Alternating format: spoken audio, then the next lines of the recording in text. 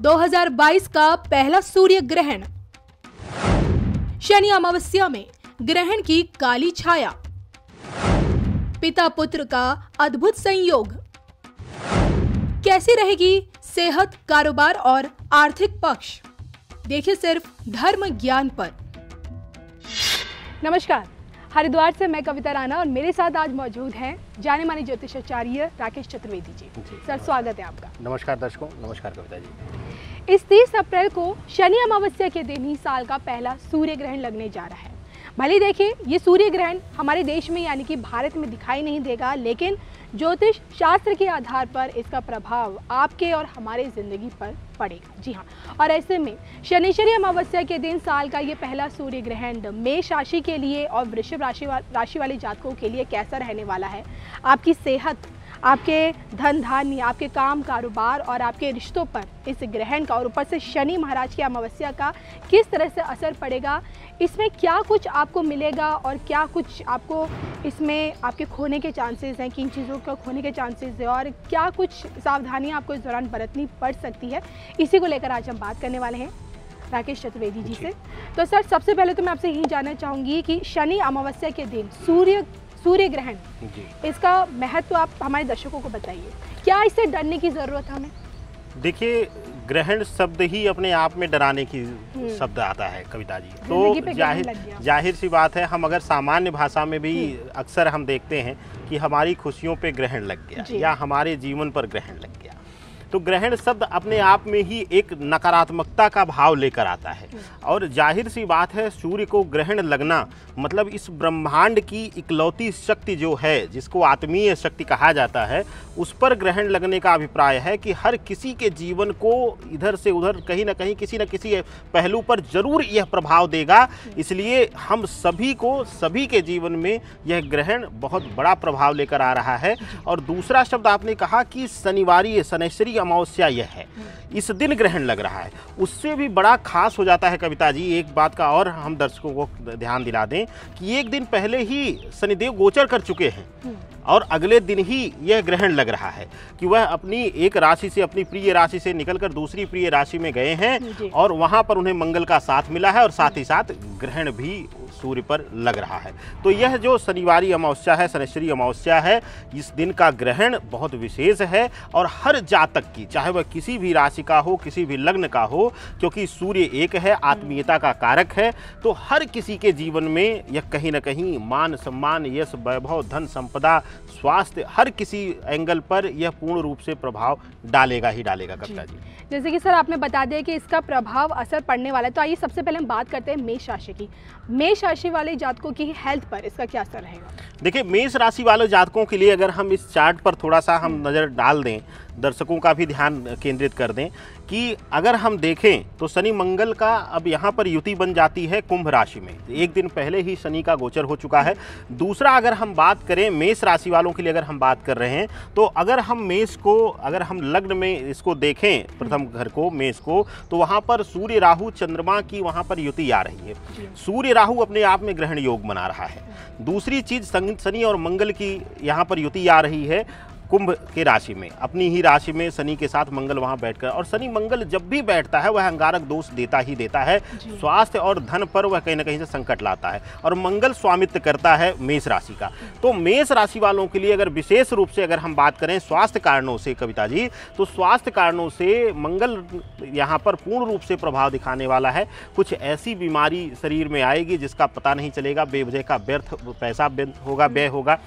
बहुत ज़्यादा इलाज करने के बाद, अच्छे से अच्छे डॉक्टरों का परामर्श लेने के बाद भी पूर्णतया आपको लाभ नहीं होगा। इस तरीके का भाव यह ग्रहण कुछ दिनों तक प्रभाव दिखाएगा और उसके बाद अचानक ही वह चीज़ें शांत होकर आपको फलित हो जाएगा। इस तरीके का भाव स्वास्थ्य के कारणों में देखने को मिलेगा कविता जी। आचार्य जी, हम रिश्तों के ऊपर भी बात करेंगे, लेकिन उससे पहले मैं आपसे ये जानना चाहूँगी कि जब जब ग्रहण पड़ता है, चाहे हम सूर्य ग्रहण की बात करें, चंद्र ग्रहण की बात करें, इस ग्रहण का जो प्रभाव होता है, इसकी अवधि कितने दिनों की रहती है, कितने महीनों की हम मान सकते हैं? देखिए, ग्रहण की अवधि जो होती है कविता जी, यह लंबी होती है। इस पर निर्भर करता है कि किन प्रभावों से, जैसे कि अब सूर्य के साथ राहु बैठा हुआ है, सूर्य अब अभी मेष राशि में है और राहु भी वहां पर बैठा हुआ है, तो अब इन दो ग्रहों में से किसी एक का गोचर जब होगा कविता जी, तभी इसका प्रभाव युति कम होगी। जैसे कि सूर्य जब परिवर्तित होकर मध्य मई महीने में जब जाएगा, गोचर करेगा वृषभ में, तब इसका प्रभाव कुछ कम होगा, क्योंकि सूर्य पर ही ग्रहण लग रहा है,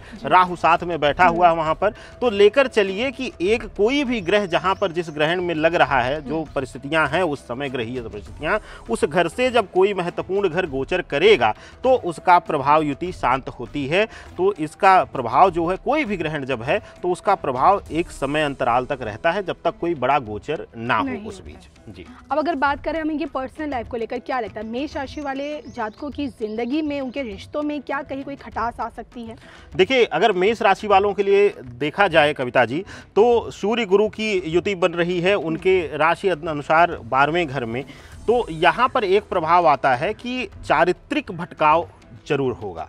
यह अंततः आपको लाकर, कितना भी आप अपने आप को बचा लें, कहीं ना कहीं मन से आपका भटकाव लाएगा, और यह मन का भटकाव ही आपके रिश्तों में खटास देगा। इस तरीके का प्रभाव मेष राशि वालों के लिए देखा जाएगा। लेकिन इसके अन्यत्र अगर बात करें, शुक्र गुरु की युति एक लाभ और देगी कि अगर आप अभी किसी रिश्ते में हैं, किसी के साथ आप किसी संबंध में हैं, उसको एक नया नाम देना चाहते हैं, वैवाहिक जीवन में जोड़ना चाहते हैं, या नए वैवाहिक दंपति हैं, नव दंपति हैं, तो वहाँ पर आप दोनों के रिश्तों में करीबियां आएंगी, एक दूसरे के प्रति स्नेह बढ़ेगा, एक दूसरे को जानने की इच्छा बढ़ाएगा शुक्र और गुरु। इस तरीके से प्रेम आप दोनों के बीच बढ़ेगा कविता जी। चलिए अब बात करते हैं इनके काम कारोबार और काम कारोबार से जुड़े इनके आर्थिक पक्ष के बारे में। देखिए, कारोबार के लिए मेष राशि वालों के लिए अगर बात करें तो कारोबार में बहुत अच्छा शुभ संकेत मिलता हुआ दिखाई दे रहा है कविता जी।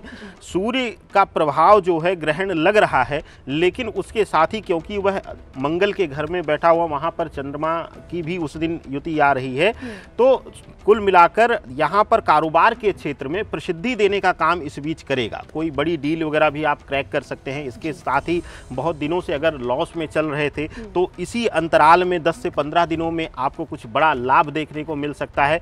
कहीं ना कहीं आपको यह ग्रहण जो है एक अच्छी आर्थिक स्थिति में ले जाएगा। लेकिन इसके साथ ही अगर हम ओवरऑल आर्थिक पहलू की बात करें तो धन का आवागमन होगा, लेकिन ग्रहण होने की वजह से और सूर्य राहु की यहाँ पर ग्रहण युति होने की वजह से ग्रह में, उस घर में यहाँ पर व्यर्थ व्यय ज़्यादा होगा, जिसकी वजह से आर्थिक रूप से आप अपने आप को इम्बैलेंस पाएंगे। कहीं ना कहीं बैलेंस बनाने में आप इस बीच लगे रहेंगे कविता जी। आचार्य जी, ऐसे में अगर हम रेमेडीज की बात करें तो इस ग्रहण काल के दौरान, शनिश्चरी अमावस्या के दौरान मेष राशि वाले जातकों को क्या उपाय करने चाहिए, जो आप सुझाव देंगे? देखिए, शनिश्चरी अमावस्या के दिन, ग्रहण के दिन सबसे अच्छा होगा कि इस दिन, क्योंकि सूर्य को ग्रहण लग रहा है और ये बात आपने कहा कि सूर्य यहाँ भारतवर्ष में यह ग्रहण दृश्य नहीं होगा, लेकिन क्योंकि हम सबको पता है कि पूरे ब्रह्मांड में जो हमें अभी सूर्य मिल रहा है वह एक ही एकमात्र स्रोत है ऊर्जा का, और इसको आत्मीय ऊर्जा के लिए भी जाना जाता है।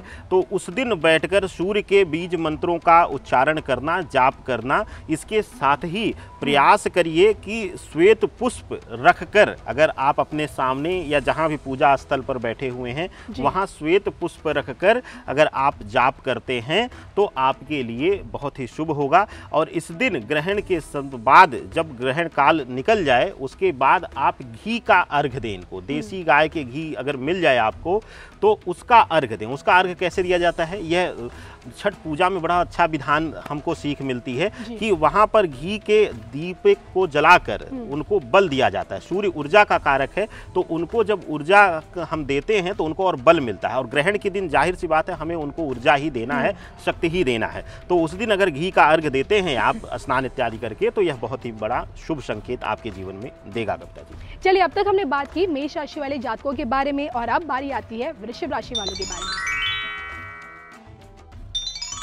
तो आचार्य जी, सबसे पहले इनकी सेहत से शुरू करते हैं। कैसी रहेगी वृषभ राशि वाले जातकों की सेहत इस दौरान?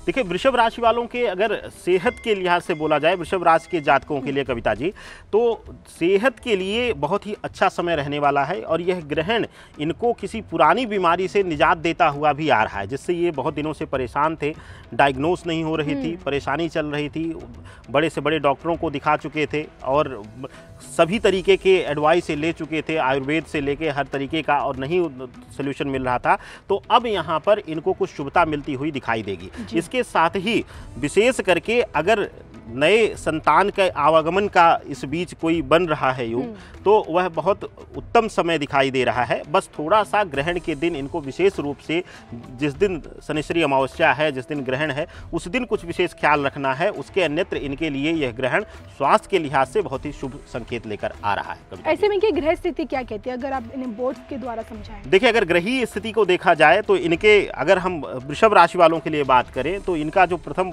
इनकी राशि है, अगर हम उसको लग्न लें तो वहाँ पर स्वयं बुध देव का, बुद्धि के प्रदाता वहाँ पर विराजमान हैं। इसके साथ ही बुध जो हैं हमारे जीवन में वैभव के कारक भी हैं, और उसी लिहाज से अगर देखें तो इनके जीवन में जाहिर सी बात है, जब हम वैभव की बात करते हैं कविता जी, तो उसमें स्वास्थ्य का धन एक ऐसा धन है जो सबसे प्राथमिक जरूरत आ जाती है। करोड़ों रुपए हों, अगर स्वास्थ्य लाभ आपके पास नहीं है तो वह वैभव, वह धन संपदा, वह सारे ऐश्वर्य सुख जो है वह व्यर्थ है। तो इसलिए बुध देव वहाँ बैठकर, और उसके साथ ही बहुत ही अद्भुत संयोग यहाँ पे मिल रहा है, एकादश भाव में शनि और मंगल का आ जाना। इनके लिए जो आ रहा है भाव, वह पूर्ण रूप से इनके लिए दसम भाव में एक आ जाना सूर्य मंगल का, वह इनको बहुत ही शुभ संकेत दे रहा है।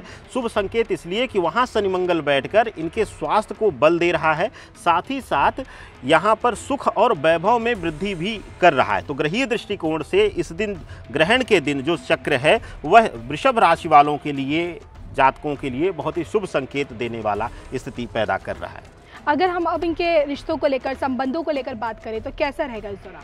देखिए, संबंधों के लिए जो दो ग्रह सबसे महत्वपूर्ण होते हैं कविता जी, उनमें शुक्र और गुरु दोनों ही उस दिन इनके लिए जो हैं वह पूर्ण रूप से एकादश भाव में, इनकी अगर वृषभ को लग्न मानकर देखा जाए तो एकादश भाव में यह युति बना रहे हैं। दोनों ही जो हैं, ये ग्रह जो हैं, यह पूर्ण रूप से गृहस्थ जीवन और संबंधों के कारक हैं।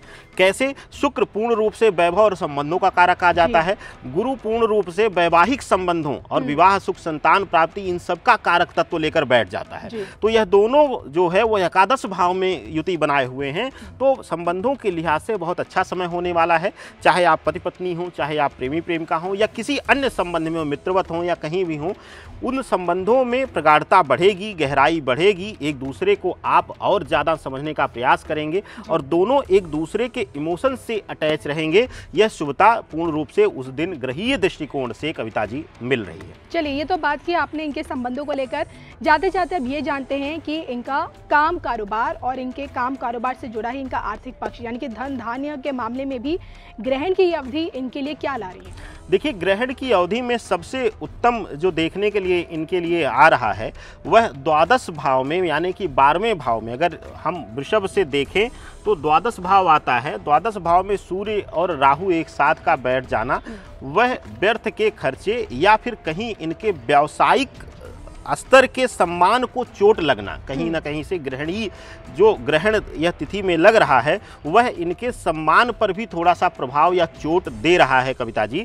यह थोड़ा सा इनको संभल कर रहना होगा। इस बीच कोई बड़ा आर्थिक डिसीजन ना लें, कोई ज़्यादा इन्वेस्टमेंट से जुड़ा हुआ अगर कोई डील है तो वहाँ पर थोड़ा सा इनको 10-15 दिन संभल कर, उसको समझ कर, उसके बाद वहाँ पर निर्णय लें, वह इनके लिए उत्तम रहेगा। इसके साथ ही यहाँ पर इनको संभल कर भी रहना होगा कि व्यर्थ के खर्चों पर भी नियंत्रण रखने की जरूरत रहेगी। इस बीच इस ग्रहण का जो प्रभाव युति है कविता जी वृषभ लग्न और वृषभ राशि वालों के लिए, वह पूर्ण रूप से ला रही है कि मानसिक रूप से, क्योंकि चंद्रमा भी वहां पे युति बना रहा है, तो पूर्ण रूप से यह दृष्टि दिखा रही है ग्रहीय दृष्टिकोण से कि यह ग्रहण इनको मानसिक रूप से कमजोर करेगा, निर्णय लेने की क्षमता में कमी आएगी और कुछ गलत निर्णय लेने की वजह से इनको आर्थिक तनाव का सामना करना पड़ सकता है कविता जी। इस तरीके का ग्रहीय संयोग बन रहा है। ऐसे में क्या कुछ उपाय आप इन लोगों को बताएंगे?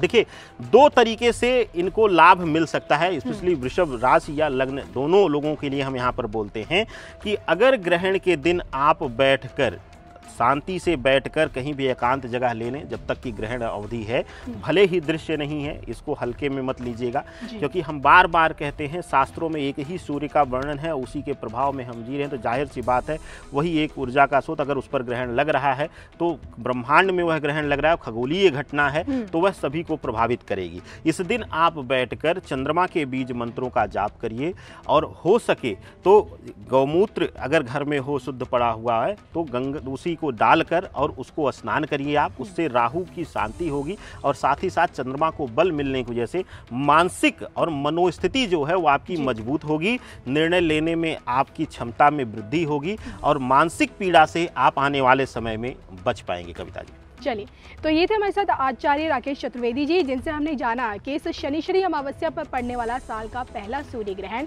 मेष राशि के लिए और वृषभ राशि वाले जातकों के लिए क्या कुछ लेकर आ रहा है और क्या कुछ आपको देकर जाएगा। इसी के साथ मुझे और आचार्य जी को दीजिए इजाजत। नमस्कार। नमस्कार।